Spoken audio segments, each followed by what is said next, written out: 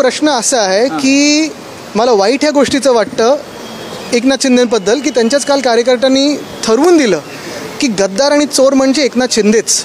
कारण काल तसं पाहिलं तर कुणाल कामरांनी नाव कोणाचंही घेतलं नव्हतं, मिरची लागायचं काही कारण नव्हतं.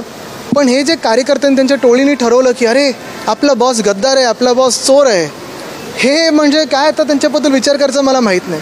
दुसरं म्हणजे एकनाथ शिंदेंचेच एक खासदार त्यांना साप म्हणून सांगतात, सापासारखं फणा काढतील, तुलना सापाबरोबर केली.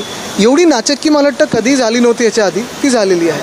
पण महत्त्वाची गोष्ट हीच आहे की आज परत एकदा मी प्रश्न विचारेन की ज्या महाराष्ट्रात नागपूरसारखी दंगल घडवण्याचा प्रयत्न झाला, ज्या मुंबईमध्ये आपण पाहतोय काल एका शो जिथे चालतात, वेगळे कॉमेडी शो चालतात, गाण्याचे कार्यक्रम चालतात, तिथे तोडफोड झाली. या महाराष्ट्रात पर्यटक आणि गुंतवणूकदार येतील का हा विचार आपण करणं गरजेचं आहे. जे मी गेले पूर्ण आठवडा बोलत आहे की एकनाथ शिंदे आणि त्यांची डीप स्टेट कुठे ना कुठेतरी मुख्यमंत्र्यांना अंडरमाइन करण्याचा प्रयत्न करते. मग हाऊसमध्ये पण त्यांच्यानंतर बोलून पेटवापेटवीचा विषय असेल किंवा दंगल घडवण्याचा विषय असेल किंवा कुठचे तरी असे भलतेसलते विषय. आता आपण पहा ना, गेल्या 2 महिन्यातच मोदी साहेबांनी कॉन्सर्ट इकॉनॉमीबद्दल चर्चा केली होती. अशी काल स्टेज वगैरे तोडल्यानंतर कॉन्सर्ट इकॉनॉमी आपल्या देशात येणार आहे का?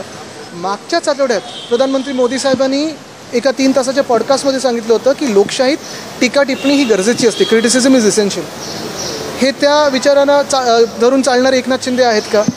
आपल्याला आठवत असेल भुजबळ साहेबांवर कारवाई पवार साहेबांनी केली होती तेव्हा अशीच तोडफोड खूप आधी झाली होती. अशी कारवाई मुख्यमंत्री करणार का? कारण मुख्यमंत्री कदाचित प्रयत्न करत असतील की गुंतवणूक महाराष्ट्रात यावी, मुंबईत यावी, मुख्यमंत्री प्रयत्न करत असतील की साधारणपणे पर्यटन आपल्या राज्यात यावं. पण ह्या घटना घडल्यानंतर कोणी आपल्या राज्यात येणार नाही आणि हा कदाचित एक प्रयत्न असेल एकनाथ शिंदेंचा की फडणवीस साहेब किती अकार्यक्षम आहेत हे भाजपच्या केंद्रीय नेतृत्वाला पटवून देण्याचा. देवेंद्र फडणवीस संबंध